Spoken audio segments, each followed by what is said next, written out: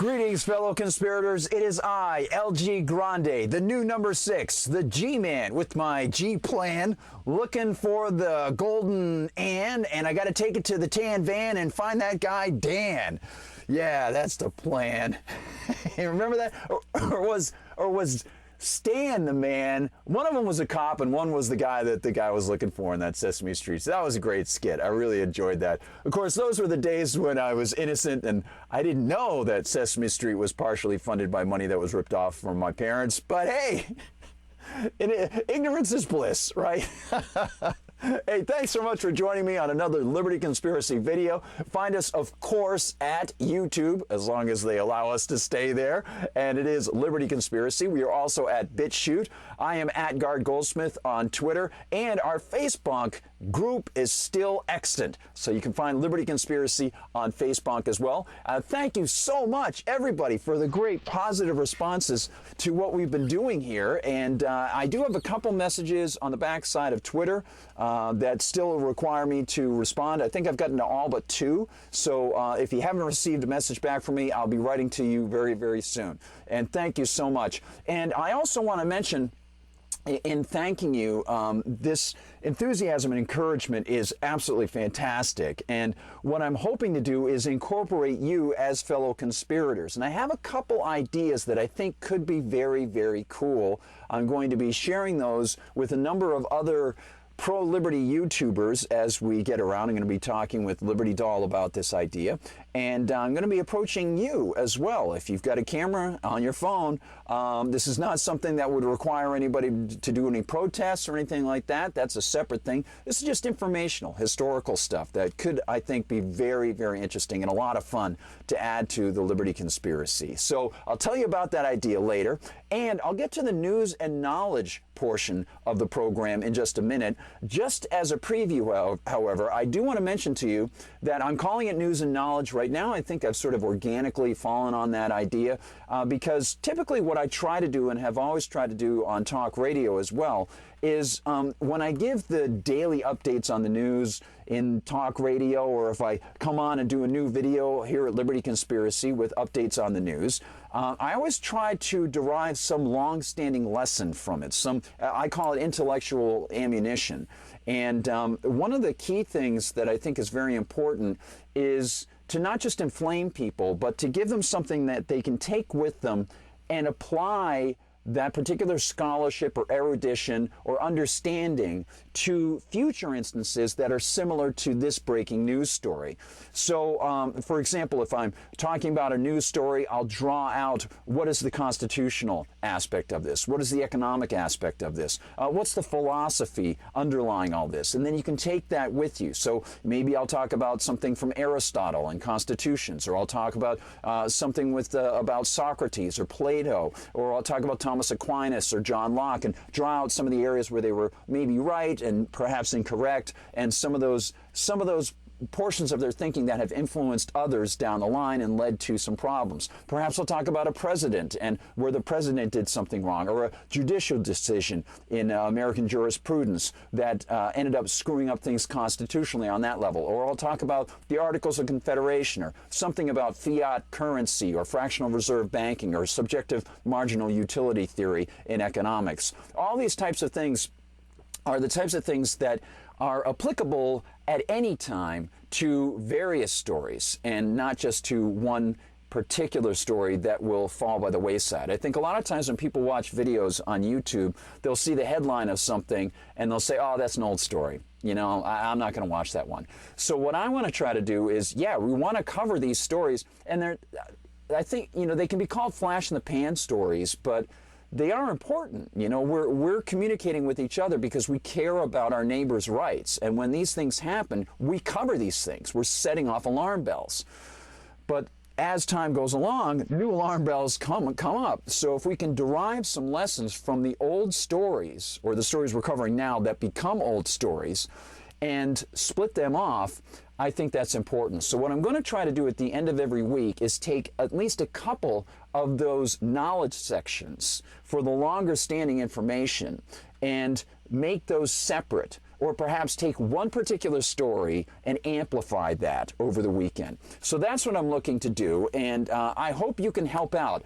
One of the key ways to do so, in addition to your great encouragement, and thank you so much for that. It's just been awesome. It's been great. And for the people who found me, thanks to my conversation with Liberty Doll last week on her live stream, thank you so much. Again, I know the lighting was really low and you know, the link was kind of sketchy and stuff. And thanks to Liberty Doll as well. She's just awesome. She's great. For those of you who are just joining me, or those of you who have been here long term, I just want to ask you to do this big favor for me. You might be familiar with my work with MRC TV, and if you are, you probably know that on YouTube, MRC TV has almost 100,000 subscribers now. I think they're up near almost 97,000 subscribers. It's been fantastic. Now, the difference between my work for MRC TV and my work for Liberty Conspiracy here is the audience. The audience for MRC TV it's a much larger pool, clearly. It's more traditional conservatives, paleo conservatives, people who see themselves as traditional constitutionalists. And, you know, there's some debate as to whether or not maybe they missed the mark here and there. And it's always great conversation to have, I think. And then over here at Liberty Conspiracy, we're more voluntarists. We're more hardcore anarcho-capitalists, libertarians, and in the Spooner type mold, you know, Murray Rothbard, that sort of thing, the Mises Institute, that sort of thing. And so the pool from which we draw for the audience and subscribers is obviously by its nature going to be a little bit smaller. So I am going to ask you, and I appreciate the way you've responded so far, if you can, please continue to share these with your friends and ask them to subscribe, and then ask them to share them with others and to ask them to subscribe, because that's how we'll increase the base here, and that would be fantastic. I'm not expecting a massive audience, but if you look at someone like Brian Young of High Impact Vlogs, he is an anarcho-capitalist, voluntarist, and he has a great audience. He had to restart. I think he was up to almost like over 300,000 towards like 500,000 subscribers, and then YouTube wiped out one of his channels, and he had to restart. So I think he's up to like 200,000 or 250,000, maybe 225,000, something like that. I haven't checked. I admire his work a lot. He does fantastic, fantastic work. Bob Murphy, who started a little while ago, doesn't have as many subscribers, but he's getting a lot of views, and he's going to build as well. So I just wanted to mention that. And also, before I get to the news and knowledge segment, I just want to mention I'm going to put together a larger video about the Alan Dershowitz vaccination controversy. And again, I don't want to necessarily attack Alan Dershowitz. I think in fact, there's a part of the reason I delayed on this was because he had a very good conversation with Del Bigtree of the High Wire, and Del was great with him. He was great with Del. He sort of backed off some of his more inflammatory rhetoric and was much more conversational. And he has also agreed to engage in a debate with Robert Kennedy, which is a good thing. And again, you know, I don't have commonality with Robert Kennedy in every aspect, but I think Robert Kennedy has done some fantastic work when it comes to the vaccination court and, you know, regulatory capture that has occurred within the vaccine industry, and looking into whether or not the adjuvants do cause some sorts of problems of particular people with particular haplotypes, haplogroups. So that's just a particular genetic terminology. And luckily, I worked in college at a blood research clinic, so I'm familiar with some of that information, and I was able to start reading protein bands on the trees back when they were gels. My sister was the person who helped me get in there. She was working in the lab. So, okay. Want to get to a couple other positive things before I get to the news, and so I'm going to keep this brief, but turning to the screen right now, I want to give a big round of applause and thanks to my friend Kevin Lucia. Kevin's last name is spelled Lucia, and if you get the opportunity, he has a new novella that was just released from Cemetery Dance Publications, and it is called Mystery Road. You can head to the Cemetery Dance website. Cemetery Dance is the longest-running horror magazine in existence, put out by the great Richard Chismar. Richard is a pro-freedom guy. He's a great writer. He's a great publisher, a great editor, and I really appreciate appreciate all the things that he has done for writers in the genre. And Kevin has started up, and I wanted to do this to help promote his new project as well. Kevin is the reviews editor at Cemetery Dance magazine, and he was nice enough to write up a review about my third novella, which was called Fishing. And you can find that on Amazon. And I'll talk about my fiction a little bit more in the future. I want to get to the news very quickly, but I want to spend about another minute, 45 seconds or so talking about Kevin and his new project at YouTube. He started a channel called Into the Abyss. And if I can convince 2 or 3 or even 5 of you who are watching to head over there and sign up and subscribe, watch a couple of the videos, I think you'll really enjoy them. They're a lot of fun. And Kevin was nice enough not just to write a review for Cemetery Dance, but to do a review of Fishing. You can see the cover there. On the latest video cast. And Kevin, thank you so much. I greatly appreciate it. It's fantastic to think that someone would do something like that. And he also reviewed my friend Tim Lebbin's novel called Eden, which sounds fantastic. Tim is from the UK. He's another of the Shaven Head Club. I think he beat me to it, actually. And really into biking and running and swimming, does a lot of triathlons and stuff like that. And this is more on the sort of the left-wing environmentalist side. But once you accept that that premise and where he's coming from, and Tim is a great guy. If you disagree with the arguments that he might have and so on and so forth, the story sounds really, really cool. So that is terrific. And they also spoke on the program about Darcy Coates' The Haunting of Ashburn House, which is getting a lot of buzz in the horror genre circles. And Kevin did a knockout performance in talking about Charles Beaumont's The Howling Man. I happen to have this edition. This collection is out of print now. And if you're not familiar with Charles Beaumont, he was one of the major writers for The Twilight Zone. He wrote the episode, the classic episode called The Howling Man, and he was just an amazing talent who died very, very early. I won't go into the details of it, but I've met a couple of his old friends from Twilight Zone, those being George Clayton Johnson, who has since passed away, and by the way was an anarchist. And when I met him, I mentioned that I was an anarchist, and he said, "Oh, we're going to talk." And we were at a Rod Serling conference, and we ended up talking for ages. And he gave me his phone number. We would talk on the phone a lot and chat a lot. And he was a really, really nice guy, very cool guy. And Bill Nolan also is a terrific guy, and he was one of the major writers on Twilight Zone as well. Okay, so I want to turn also to thank someone else, and that being Andy. Andy, I'm going to be scrolling along here on my Facebook page to get up to this, but I want to thank you, and I'm going to scroll back down again, so I hope the audience doesn't mind too much. I want to thank you for being so kind. Folks, Andy is a terrific person, and he's the one who put me in touch, or put Liberty Doll in touch with me, and he purchased my nonfiction book, Live Free or Die. He purchased Fishing, and he purchased my first novella, Bite. And by the way, the artwork on the cover of Bite is by a guy named Ben Baldwin, who's based out of Brighton, England. And Ben also did the artwork for Kevin Lucia's novella published by Cemetery Dance. So, Andy, thank you so much. Boy, I salute you, man. Thank you. I hope you like them all. And again, folks, I like all these stories. If you have a teenager who's interested in reading any of these, totally fine on both of these, I believe. But Fishing is kind of dark. It also features a main character who's a genius, and so that I was really satisfied with the writing on Fishing. I like the writing in all of them, but I was happy with Fishing in particular because I intentionally chose a main character who was like a super genius, and that allowed me to turn the prose much more in the direction of poetry. And so I was really able to really push it, and I was very happy with that. Okay, so let's get to the news and knowledge portion of the program. Let's get to the news and see how the state screws and takes bites from your rights all day and all night. All right, I'm first going to be scrolling a little bit on Facebook just to give you some heads up. And So as you can see here, the great quote from Frederick Bastiat, "The state is that great fiction by which everyone tries to live at the expense of everyone else." Now, there is another story I'm going to be covering. I'll give you the heads up on the end of this program. I'm going to make a separate video about that one.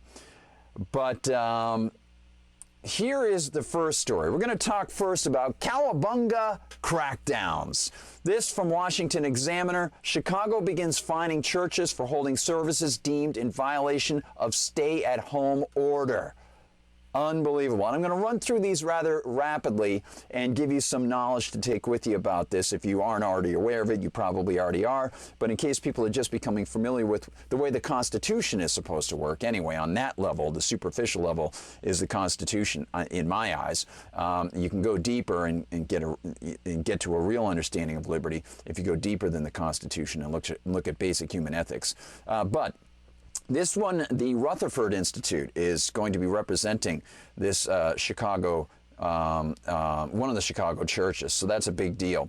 Now, up here, the shutdown may soon collapse in Pennsylvania thanks to local resistance. That's from the Mises Institute. That's very cool. This one. Well, oh no, yeah, this is the one where the Rutherford Institute is representing this man. Michigan music shop owner shuts doors for good, blames Governor Whitmer. It's the closing of a dream. Yeah, that is a big deal. This is a follow-up to the story we discussed a number of episodes back. Businesses tied to Pennsylvania Governor Tom Wolf and a top Pennsylvania senator closed. This is from back a few weeks ago, but I wanted to give you this information. They closed, but only after people brought up questions about the unequal application of their essential, non-essential labels. The governor, of course, this being Tom Wolf, is suspected of perhaps playing favorites with certain businesses. Okay, over here, CNN's Harvard complains doctors who want to reopen are like scientists who don't believe in global warming. All righty, I'll show you this one. This one is coming later in the program. This one, New Jersey directly threatens small business for protesting order. Well, indeedy. This is a very big deal, and of course Tim Pool is saying he's going to relocate. Good for you, Tim. Mississippi church torched for not social distancing. You can find this over at InfoWars, and Kalen McBreen did the reporting on this one. Good job, Kalen. And he noted this: arsonist burns down lockdown defying church. Bet you stay home now, you hypocrites. They didn't even spell it right. And he says criminal defies stay-at-home order to blow up a house of God. So he's critical of them for defying the stay-at-home order, but the criminal has to defy the stay-at-home order in order to burn down the church. Well, I see. And of course, which is worse? I think we know. I think we know. All right, and back to these stories very quickly. There is another one. We'll go into the Joe Biden thing in a little while. Ukraine judge orders Joe Biden to be listed as perpetrator of crime and prosecutors firing.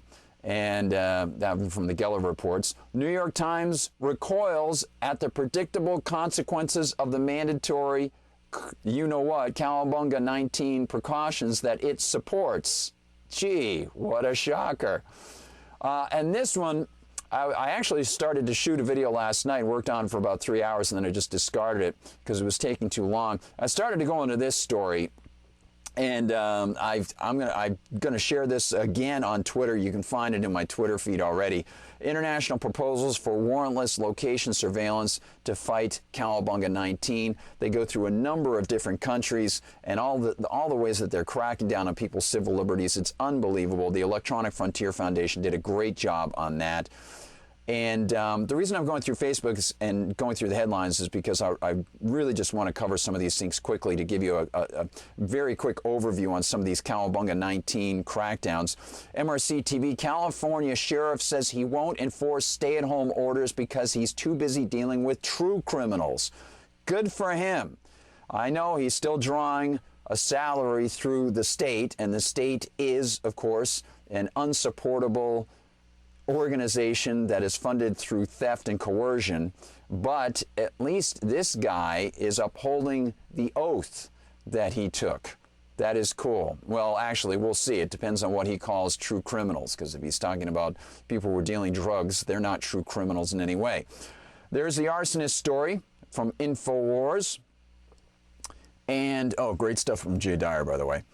And thank you, Andy. That was awesome. This is a cute little meme. I like this. UK borrowing at record high as virus cost soars in April. Yep. Gee, what a shocker.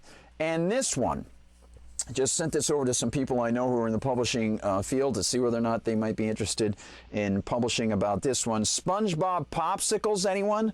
Parents compel ice cream vendor forced indoors to come back. Now, what I noted here, I thought I wanted to share with you in video form. I said, notice how the LA Times says first that the man was forced off the streets by the cowabunga virus. So let's go over, because this is a pay site, let's go over to Dissenter and look at this. SpongeBob popsicles, anyone? Parents compel ice cream vendor forced indoors to come back. But the funny thing is Dissenter scrolls so much more quickly and uploads. By the way, if you're going to be uploading something to YouTube, use Dissenter. It's incredibly fast. It's like twice as fast as other navigation tools that I've used.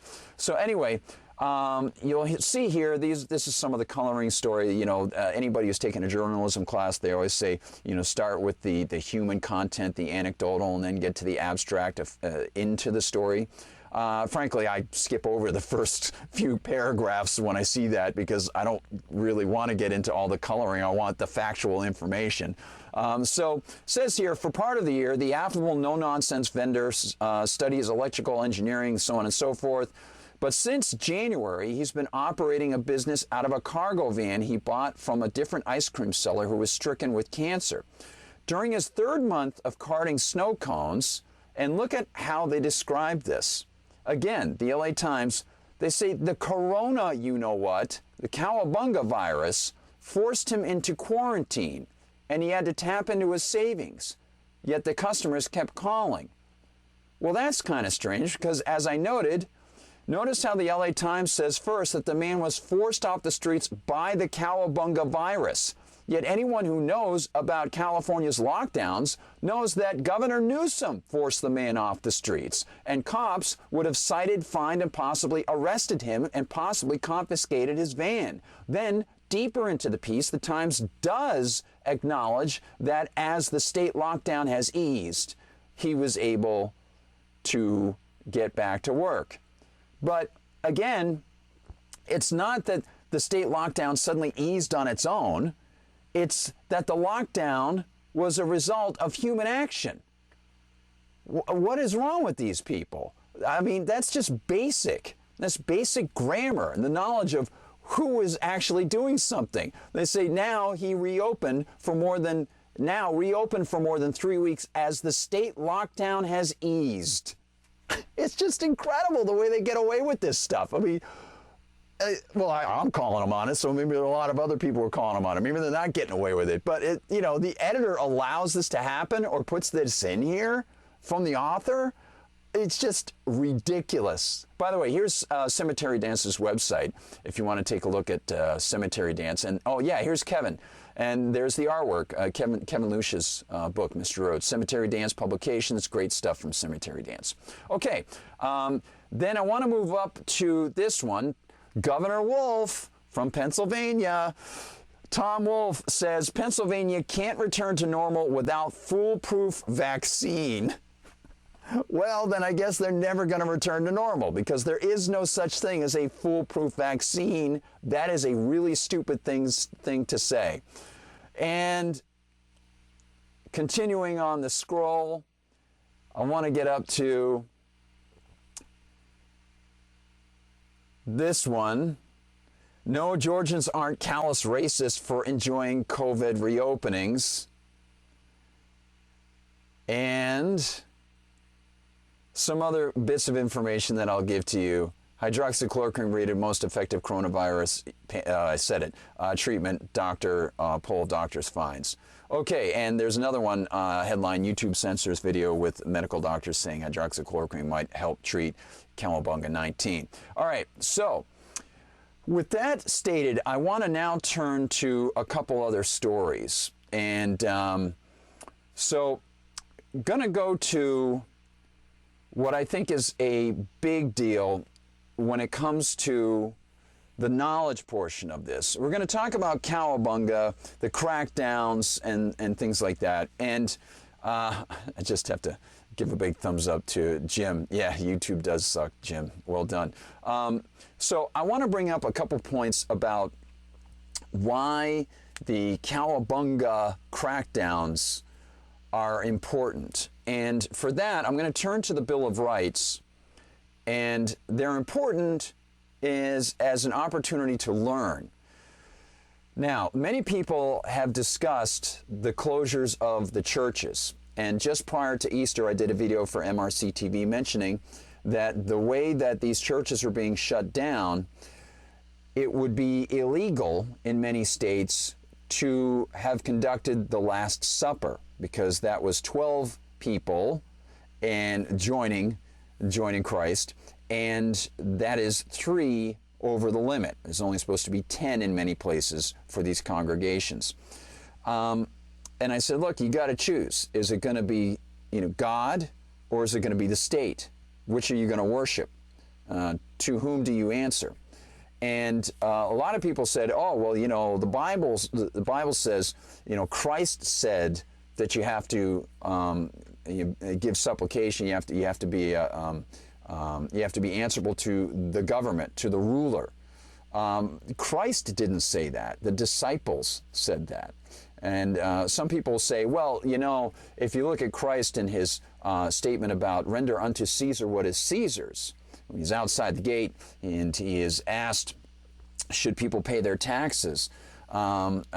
It's extremely important to remember the position Christ was in and what he said and what he had been saying to people all along, which was, he's asked, should people pay their taxes to come into the city? And Christ said, let me see that coin. Whose image is on that coin? And they said, Caesar's. And he says, render unto Caesar what is Caesar's, and render unto God what is God's. Now, some people look at that as saying, oh, well, then you have to pay your taxes. No, that's not the point. The point is, Christ had been trying to tell people everything is God's. So therefore, Caesar's claim on this is illegitimate. It's not correct. Just because Caesar says it's his doesn't mean it's his. You have a higher authority, and that is the Creator, if you're a religious or Christian person. That's the point. Of course, he knew he would have been arrested if he said, don't pay your taxes, and they're not your taxes. It's an extraction scheme. It's theft. So when people say you've got to answer to the leaders and so on, well, clearly that doesn't apply in Christianity. That's why Christ was put to death. That's the point. It's unbelievable. Some people just don't seem to really want to explore this, and I don't understand why. Now, when it comes to the shutdown of the churches, I do want to bring this up. Many people cite the Bill of Rights and the First Amendment, where it says, Congress shall make no law respecting an establishment of religion or prohibiting the free exercise thereof, or abridging the freedom of speech or of the press, or the right of the people peaceably to assemble and to petition the government for a redress of grievances. However, these are state governors doing this, and I have often brought this up. This is extremely important to bring up. The First Amendment, as you will see, applies only to Congress. Congress shall make no law. They did not prohibit the states from making. Now, I would prefer if the First Amendment prohibited all governments from doing this, but it does not prohibit the state governments from shutting down churches and shutting down assembly and creating curfews. In fact, there were government-run religious schools up to the late 1800s in Pennsylvania because, of course, it was founded as a religious state. There were curfews, there were speech codes. In fact, if you look at the FCC's speech codes, and those are patently unconstitutional. The FCC shouldn't exist. It's a ridiculous interpretation of the Interstate Commerce Clause. And they say, well, radio waves go over state borders, therefore we can regulate them. Completely bogus. The Interstate Commerce Clause was created to stop state-on-state tariffs and allow for them to be adjudicated within Congress, but essentially adjudicated, to be resolved, interstate trade disputes to be resolved within Congress so that people wouldn't, in certain states, put up tariffs against other states. But the FCC refers to what they call community standards, and the Supreme Court is deferential to the FCC's terminology, community standards. That's a vestige, and it's a bogus, fake terminology, because the FCC, the federal agency, is the one that comes up with the so-called community standards. But it's a vestige of the actual original meaning of the First Amendment, which is that Congress shall make no law. Well, now you have Congress making laws about the freedom of speech in technology through the FCC and regulating it, and they call it community standards. I see. Thank you for deciding what our community will do. Likewise, I also want to give you this for the knowledge portion. Many people claim, oh no, Guard, the First Amendment was incorporated after the Civil War with the 14th Amendment and the Incorporation Doctrine. Well, the Incorporation Doctrine is not an explicit change in the Constitution. It's a legal doctrine set down by judges after Reconstruction. It doesn't explicitly say that states must incorporate the Bill of Rights into their constitutions. It simply applies it through a reading of the 14th Amendment. And in addition to that, if one were to accept the argument of the Incorporation Doctrine and say that, yes, the states have incorporated the Bill of Rights into their constitutions, well, the First Amendment still explicitly specifies only Congress. So they would be folding into their constitutions an expression that again explicitly prohibits Congress and not the states. So I'm sorry to say that if you strictly read the Constitution, the argument for assembly and freedom of religion on the state level, when these governors are cracking down like this, is really not applicable. However, if you are in court, the courts actually operate on that fictional level. They do accept these types of arguments. So I just wanted to mention that. There's a difference between what the courts accept on a constitutional jurisprudential level and what is actually correct on a constitutional jurisprudential level. I think that's important to mention that. So just so that you can see that people who cite Supreme Court or lower court precedents on free speech within states and state crackdowns on this, those precedents are off base, because the states have not incorporated that. Now, it's possible that state constitutions might protect the freedom of speech, but that's up to you to check out in your state constitution. Now, I also want to bring up a couple other things about these crackdowns, and I think this is pretty important, and then I'll just close off with a couple other little items here. Okay, if you go into the Constitution, and I have noted this in the past, and hardly anybody talks about this, it's extremely important. The big deal for these crackdowns comes on the contract clause and within the takings clause. So we'll go to the contract clause. And there are all sorts of other ones that we can get to, but we'll get it. It's the takings clause and also another portion of the Fifth Amendment. I should say there are three. There's one within Article 1 and two within Article 5 of the Bill of Rights. But in the First Amendment, it obviously says no state shall enter Section 10, Article 1, Article 1, Section 10. It says no state shall enter into any treaty, alliance, or confederation, grant letters of marque and reprisal, coin money, emit bills of credit, make anything but gold and silver coin a tender in payment of debts. That's a big deal to talk about for economics in the future. Pass any bill of attainder, ex post facto law, or law impairing the obligation of contracts. And they finish off with, or grant any title of nobility. This is a big deal. And I want to make sure that I get this expressed as clearly as possible. If one looks clearly at this in the Constitution, Article 1, Section 10, the contract clause was written so that state politicians would not set up laws that gave special favors to their friends or to themselves to allow their friends to get away with not fulfilling private contracts to which they had already agreed, whether it be the supplying of money, payment for something, or the supplying of certain skills, services, or products. They were supposed to be prohibited from doing this. So therefore, if you look at any business that is out there, anybody who has any knowledge of business knows that those businesses already have extant contracts, whether they be power contracts, whether they be water, whether they be any other type of contract. They have employees that they're paying. If you're a sole proprietor, you probably have contracts with people that you're probably trying to get out there for people already. And if the state comes in and says these contracts don't exist anymore, then that state is infringing on and impairing the obligation of the contracts. It's very clear. So these crackdowns of these businesses are clearly a massive impairment of the obligation of contracts, which is forbidden within Article 1, Section 10 of the United States Constitution.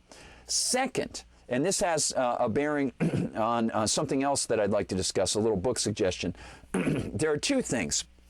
The Takings Clause of the Fifth Amendment, which is Article 5 of the Bill of Rights. No person shall be held to answer for a capital or otherwise infamous crime unless on a presentment or indictment of a grand jury, except in cases arising in the land or naval forces or in the militia, when in actual service in time of war or public danger. Nor shall any person be subject to the same offense to be put twice in jeopardy of life or limb, nor shall be compelled in any criminal case to be a witness against himself, nor be deprived, this is very important, this is also reiterated in the 14th Amendment, nor be deprived of life, liberty, or property without due process of law. That's the first portion of the Fifth Amendment, and I wanted to make sure that I mentioned. None of these people are being given due process in any way whatsoever.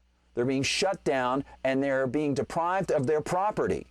Very clear, very clear. And people who are kept at home and who will be punished if they leave the house, that is a house jail setup. That is home arrest. And that, again, comes without due process. That's punishment without due process.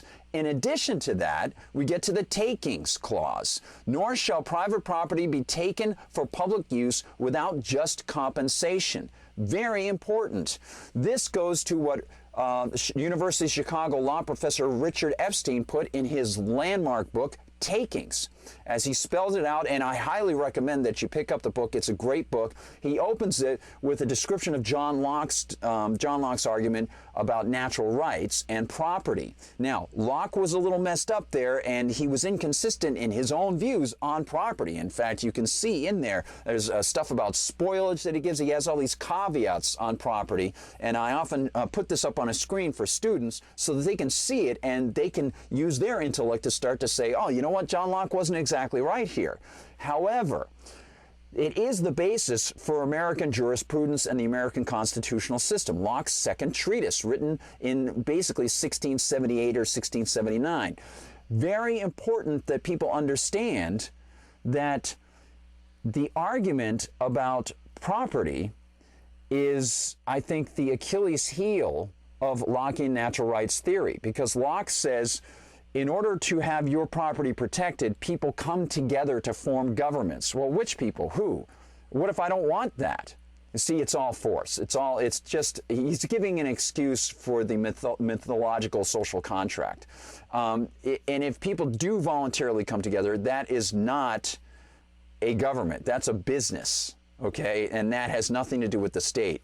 However, Epstein's argument, I think, is very cogent, because the Constitution in the Fifth Amendment does prohibit the taking of private property without just compensation. Now, of course, it's left up to the state to decide what is just compensation, so that, again, is bogus. People have their property taken by the state, and the state says, oh, well, we'll decide what it's worth, and, you know, they have no choice. It's still taken from them. But the argument laid out by Epstein, or Epstein lays out the argument to actually get out of the passive voice, Epstein lays out the argument that any sort of regulatory application that restricts someone from using his property in a peaceful manner, in a non-aggressive manner that doesn't harm anybody else's property, is a form of taking. So, and of course, regulation is just a euphemism for a form of fascism, which is the nominal and name-only ownership of a business while the government tells you how you can use it or what you will do with it. So that is economic fascism, and that is clearly how the United States operates, especially in these so-called regulatory or licensing areas.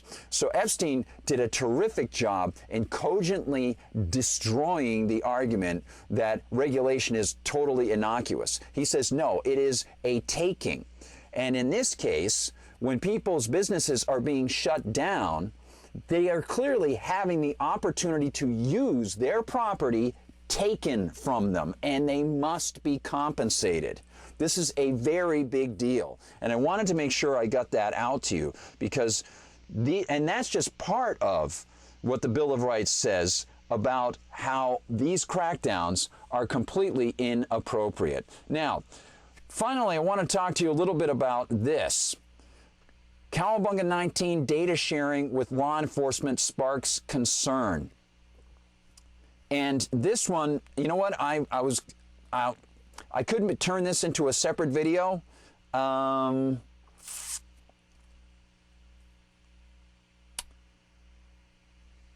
Yeah, I tell you what, I will turn this into a separate video on its own. I will amplify on that much more. This one, I'll make this very, very brief. Okay, this one from the Associated Press, May 19th. Nashville, Tennessee. More than 11 million people have been tested in the U.S. for Cowabunga 19, all with the assurance that their private medical information would remain protected and undisclosed. This is from U.S. News and World. I don't want your audio. Thank you. Yet public officials in at least 2/3 of states are sharing the addresses of people who tested positive with first responders, from police officers to firefighters to EMTs. An Associated Press review found that at least 10 of those states share the patient's names. But first responders argued the information is vital to helping them take extra precautions to avoid contracting and spreading the you-know-what virus. But civil liberty and community activists have expressed concerns of potential profiling in African American and Hispanic communities that already have an uneasy relationship with law enforcement. Okay, now, this is why, oh, by the way, sharing the information, oh, this is the key thing.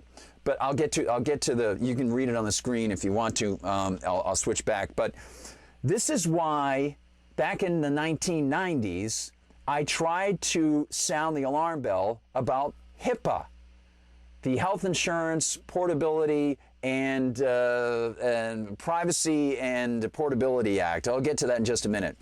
The HIPAA Act, the Kennedy-Kassebaum statute that was passed in 1996, but it wasn't actually put into force until Obamacare went into force around 2014. And I have often spoken with left-wingers who were very upset when the Bush, and appropriately so, when the Bush administration was collecting people's private cell phone data. And it said, oh, so you're against the government collecting people's private information without warrants. So you would be against FISA. You would be against, and they're like, well, you know, FISA, national security, you know, well, if Bush was doing it, then they might be against it. But Obama, well, then it's important, right? They're massively hypocritical. But also, when it comes to Obamacare, it's part of Obamacare. Well, we got to have that, guard. Well, of course they've got to collect people's data. It's for Obamacare. Oh, I see. But I thought you were in favor of people's privacy. Well, clearly they're not. It just depends who is wielding the gun. And here it is. Sharing the information does not violate medical privacy laws, according to guidance issued by the U.S. Department of Health and Human Services. Now, why is this such an important paragraph here? Many members of minority communities are employed. Well, it doesn't matter whether you're a minority or whatever, right? Who cares, minority? As Ayn Rand said, the smallest minority on earth is the individual. Stop trying to shade it with coloring and getting people racial about stuff. Just mention people's rights are being destroyed. How about that? Well, here's a little thumbnail about HIPAA, just to give you the overview. You can see here just on the Bing search, HIPAA history.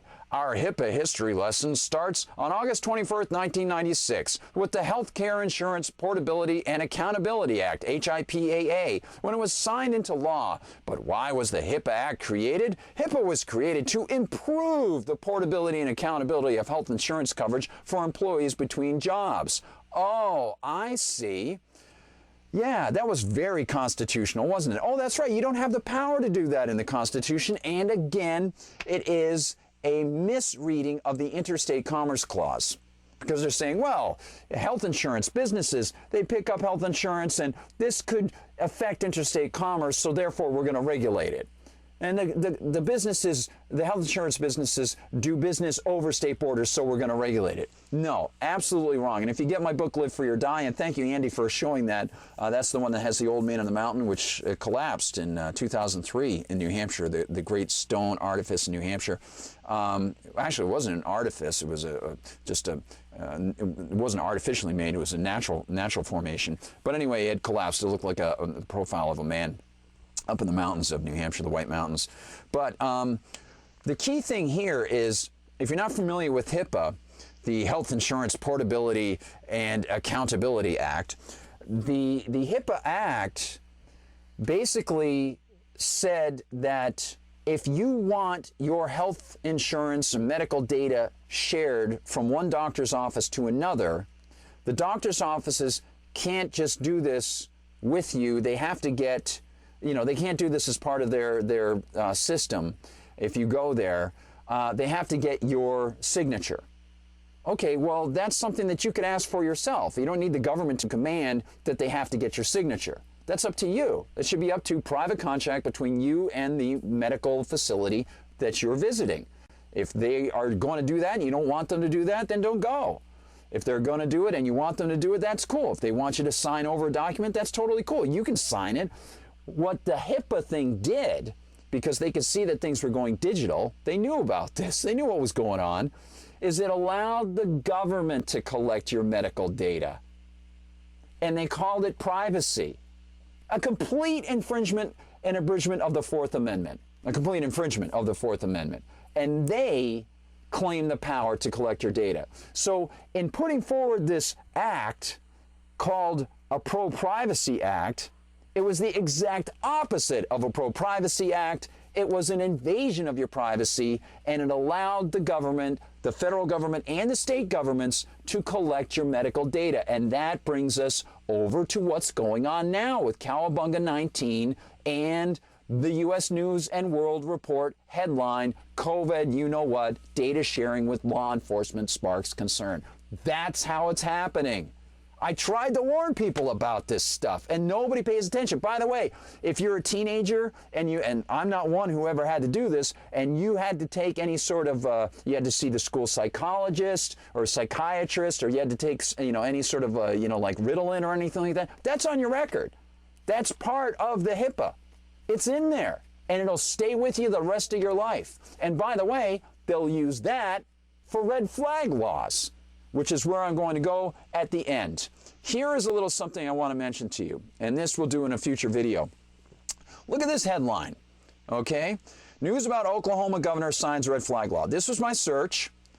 Now, the Oklahoma governor, Governor Kevin Stitt, signed a bill into statute which prohibits municipalities and the state from taking federal money or engaging in so-called red flag gun grabs. A big deal, a very big deal.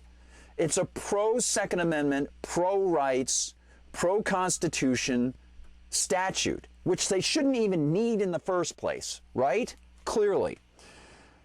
Look at the way this was headlined by Tulsa World. Oklahoma Governor Kevin Stitt signs anti-red flag gun bill. Here's Vice. Oklahoma passed the country's first anti-red flag gun law. The Oklahoman, 3 days ago, before it passed, Stitt has not signed anti-red flag law. The only one that I found in the search to depict it properly and not put a negative spin on what he did, sort of like pro-life being depicted as anti-choice, was this, the Washington Times, which is conservative. Oklahoma Governor Kevin Stitt signs bill to prevent firearm confiscation. Now, I will go into, in I think my next production, and I'll put off a little bit about the HIPAA thing till later. I'll make a separate video about HIPAA and the Cowabunga 19 data and stuff like that. And I'll open up my book. I'll actually show you segments from that that I wrote in 1996 about, trying to warn people about this. But this bit about Kevin Stitt and the red flag thing, I'm going to go through a number of areas where the red flag laws completely destroyed the Constitution.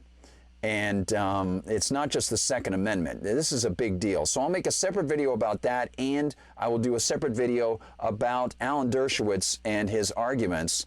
And I'll show you where I think Mr. Dershowitz's arguments are not logically sound, especially philosophically logically sound. If you get deep into philosophy and the concept of free will and voluntary association, I think it's a very big deal, and I think he's missing a lot because he's not really getting to the root of things about government ownership of property or claims of ownership of property and voluntary association and private property. So with that said, I'm going to close off this program. Thank you so much. I hope you really enjoyed this one. I actually went longer than I expected, but I think it was worth it. Hey, don't forget, please like and share and subscribe and ask a couple other folks to do the same thing.